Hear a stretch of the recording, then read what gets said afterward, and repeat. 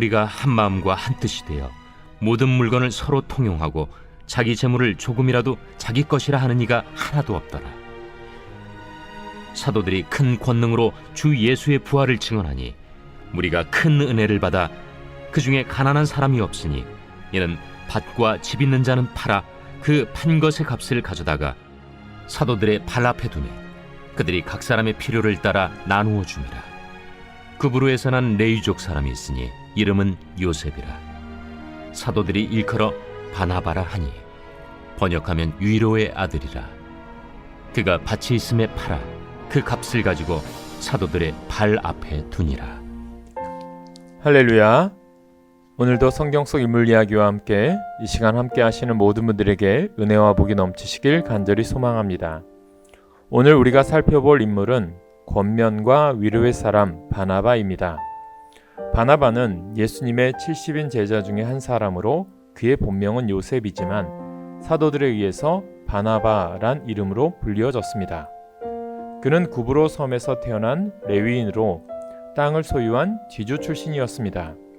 본래 율법에 의하면 레위인은 땅을 소유할 수 없었지만 세월이 지나면서 레위인들도 삶에 따르는 율법의 적용이 많이 변해서 아마도 큰 토지를 갖게 된 것 같습니다. 마침 28회째 되는 휘년이 되어 그 해의 산 땅은 다음 안식년까지 돌려주지 않아도 됨으로 인해 땅값이 비싸지자 바나바는 가난한 성도들의 구제연금을 위하여 자신의 땅을 전부 팔아 사도들 앞에 내어 놓았습니다. 이와 같이 남을 자신과 같이 돌아보는 성품은 선교사역 면에서도 나타나 바울과 더불어 1차 선교 여행을 구브로를 지나 소아시아 지역까지 함께 주의 사역에 헌신하며 또한 한편 조카인 마가를 잘 양육하여 훌륭한 사역자로 키웠습니다. 그에게 다만 한 가지 흠이 있다면 외식적인 면이 있어 할례받지 않은 개종한 이방인과의 식사 시에 그 자리를 피함으로 사도 바울로부터 이에 따른 지적을 받기도 했습니다. 그렇지만 그는 끝내 바울과 마찬가지로 자비로 선교하였으며 처음에 마가의 문제로 견해가 달라 다투었던 바울과 바나바는 화해를 하고 그동안 훌륭히 키운 마가를 다시 사역으로 연결시켜 주므로 마가도 후엔 훌륭한 사도 바울의 좋은 동역자가 되었습니다. 바나바에 대해서 몇 가지 중요한 것을 보고자 합니다. 첫째, 바나바는 성령님의 도구로 쓰여진 사역자였습니다. 사람들마다 주의 일을 열심히 하다 보면 성령의 충만함을 입거나 능력이 임하는 경우가 있습니다. 그러나 성령의 도구가 되어 진정 주님을 위한 사역을 하는 경우는 그리 많지 않습니다. 바나바는 성령 위주의 사역을 한 사람으로서 다시 말해 모든 것이 합력하여 선을 이루는 아름다운 사역자였습니다. 성령님은 비전 사역을 하도록 인도하십니다. 안디옥 교회는 스데반 집사의 순교 사건 이후 예루살렘으로부터 각 지방으로 흩어진 기독교인들이 그곳에 가서 복음을 전함으로 세워진 이방인 교회였습니다. 바나바는 예루살렘 교회에서 파송한 사절로 사도의 자격으로 위로 겸 지원해줄 마음으로 그곳에 가게 되었습니다. 성령이 충만한 바나바는 안디옥 교회의 하나님의 손길을 보자마자 앞으로 이 교회가 크게 쓰임받을 것을 바라보고 큰 비전을 이루기 위하여 동역자를 찾게 되었습니다. 욕심은 사람을 가리나 비전은 사람을 모읍니다. 그것도 아주 유능한 사람들을 만나게 하고 모이게 하십니다. 바나바는 바울이 얼마나 훌륭한 인재인지를 잘 알고 있었습니다. 안디옥에서 다소까지는 약 12.9km 떨어진 거리로 바나바는 서둘러 바울을 만나러 간 것입니다. 그와 헤어진 지도 언 9년이나 지났습니다. 무엇을 하고 있는지 궁금했습니다. 그러나 그가 무엇보다도 흥분하여 바울을 찾은 것은 안디옥 교회의 부흥의 비전을 그가 가지고 있었기 때문이었습니다. 성령님의 비전은 동역자를 찾게 만듭니다. 함께 1년 동안 사역한 결과 최초의 그리스도인이라는 명칭이 생기게 되었고 큰 무리들이 주님의 제자로 양육되었습니다. 사도행전 11장 26절 말씀에 보면 만남에 안디옥에 데리고 와서 둘이 교회에 1년간 모여 있어 큰 무리를 가르쳤고 제자들이 안디옥에서 비로소 그리스도인이라 일컬음을 받게 되었더라. 성령님은 선교 사역을 하도록 인도하십니다. 예수님께서 성령 세례를 내려 주실 때 너희는 땅 끝까지 이르러 내 증인이 되리라 하셨습니다.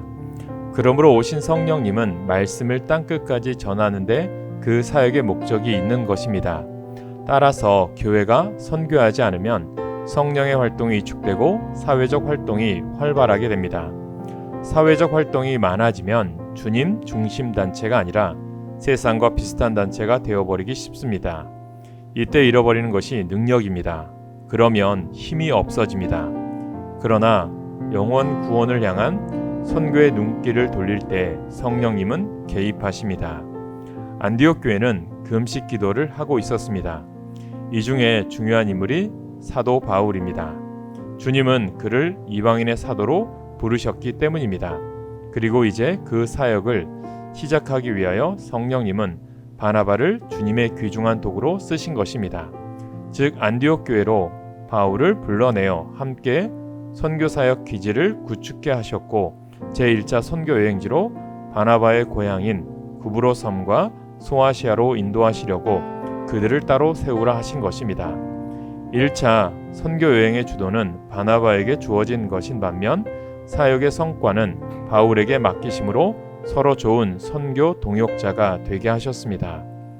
둘째, 바나바의 사역은 사람 중심의 사역이었습니다. 지도자에는 두 종류의 지도 능력이 있습니다. 하나는 그 일의 효과를 중요하게 여기는 타입과 또 하나는 능률을 중요하게 여기는 타입입니다.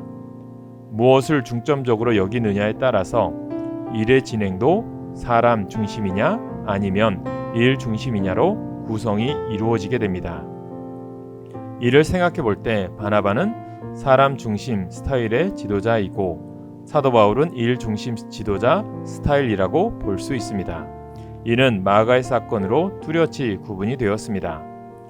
일 도중 포기하고 돌아간 마가를 사도 바울은 절대로 재임용하지 않은 데 비해 바나바는 팀웍의 일원으로 다시 2차 선교여행의 마가를 동참시키려 했기 때문입니다. 인격이 있을 때는 사람 중심의 사역이 편하고 능력이 있을 때는 일 중심의 사역이 맞습니다. 바나바는 자신의 스타일을 잘 알았습니다. 그리고 사도 바울이 자기보다 더 훌륭한 일꾼인 것도 알았습니다. 이 때문에 그는 나중을 위하여 마가를 키우기로 하였습니다. 그리고 그 결과 사도 바울도 역시 사람 중심 사역으로 되돌아와서 마가를 영입하게 되었습니다. 바나바를 통해서 성경적 지도자는 하나님이 일과 제도보다 사람이 먼저 지으셨다는 것을 기억하고 일에 임하는 것이 순서임을 알게 하십니다. 셋째, 바나바는 진정 예수님을 주인으로 모신 사람이었습니다. 진정 거듭난 주님의 사역자인지 아닌지는 명예의 위치에 직면해 보면 나타나게 됩니다. 높은 직위, 많은 직함은 세상의 일에 필요합니다. 그러나 영적인 일에는 주의 종인 낮은 직위라도 과감하게 여겨집니다. 나의 사역의 영역이 세상적이냐 영적이냐는 명예에 대한 자세에서 나타나게 됩니다. 바나바와 바울은 루스드라에서 안진뱅이를 일으킴에 따라 그 기적을 보고 놀란 무리들이 나이 많고 풍채 좋은 바나바는 스스, 주피터라 하였고 바울은 험해, 신들의 사자라고 대우를 하여 제사를 드리려 하였습니다. 이 광경을 본 바나바와 바울은 자신들의 옷을 찢었습니다. 유대인들이 옷을 찢을 때는 신성 모독에 대한 강력한 반발을 할 때 이런 행동을 하는 것입니다. 오늘날에는 한 사람도 자신이 옷을 찢는 것을 본 적이 없습니다. 그렇다고 다 명예의 자리에 오른 적이 없는 것은 아닐 것입니다. 다만 바나바와 바울은 형식적인 것에는 관심 없이 복음과 영혼 구원에만 전념한 주님의 충성된 일꾼이었음을 보여주는 것입니다. 충성은 대상을 중심으로 한 사람에게서 나타난 태도입니다. 종은 충성의 대상이 있는 사람의 호칭입니다. 그리고 나타나는 표현이 섬김입니다. 바나바와 바울은 진정으로 주님을 섬긴 사람들입니다. 바나바, 그는 무소유, 무욕망, 무신분으로 산 참다운 주님의 종이었습니다.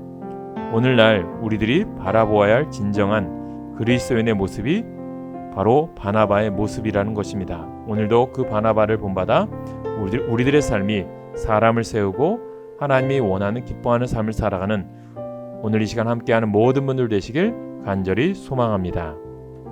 기도하겠습니다. 사랑과 은혜가 풍성하신 하나님, 바나바라고 하는 하나님이 쓰신 사람, 그 인물을 보았습니다. 우리도 섬김이 필요한 곳에 달려가게 하시고 위로가 필요한 곳에 위로의 삶을 보여주는, 위로의 말을 전하는 복된 삶을 살아가는 우리가 되게 하옵소서. 우리를 통하여 복음이 온 누리에 선포되어지게 하시고 어려운 이 코로나 시기에도 주님의 사랑으로 세상을 변화시킬 수 있는 주의 백성이 되게 하여 주시옵소서. 우리가 이 시간 온라인으로 함께한 분들을 기억하사 어느 곳에 있든지 하나님의 자녀됨을 나타나게 하여 주시옵소서. 오늘도 함께하신 모든 분들을 위해 주님이 복 주시고 함께하실 줄 믿사오며 살아계신 우리 주 예수님의 이름으로 기도하옵나이다. 아멘.